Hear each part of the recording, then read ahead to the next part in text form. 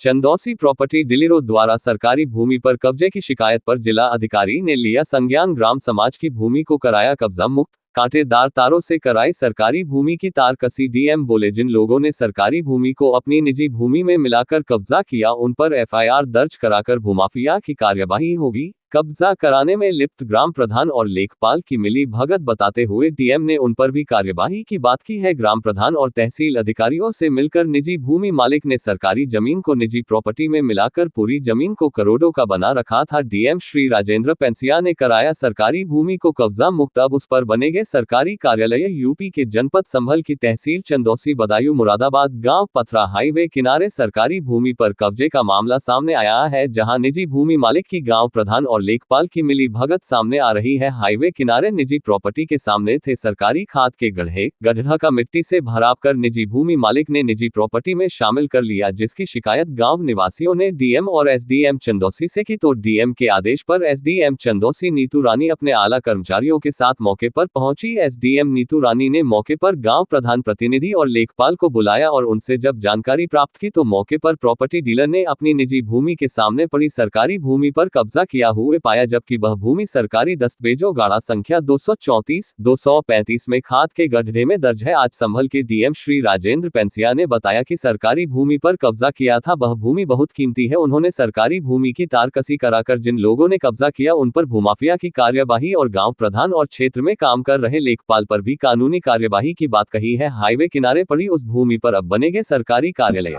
जैसे ही संज्ञान में आया, मैंने एसडीएम साहब को वहां पे भेजा तो उन गड्ढों को खाली करा लिया है और तारकशी भी हो गई है। हम वहां की भूमि का एक्सचेंज करा करके जो खाद के गड्ढे हैं वो दूसरी जगह प्रस्तावित करेंगे। वो भूमि बहुत ही मूल्यवान है, हाईवे के किनारे पर है, लगभग 2.25 बीघा की है।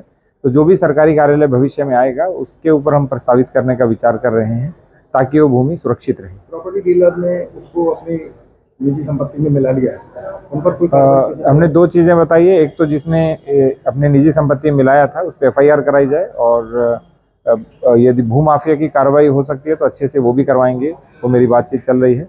और दूसरा स्पष्टीकरण भी हमने लेखपाल का लिया है और ग्राम प्रधान के लिए भी मैंने बोला है कि इन लोगों की मिली भगत से ये हुआ है तो उनके ऊपर भी कार्रवाई करेंगे।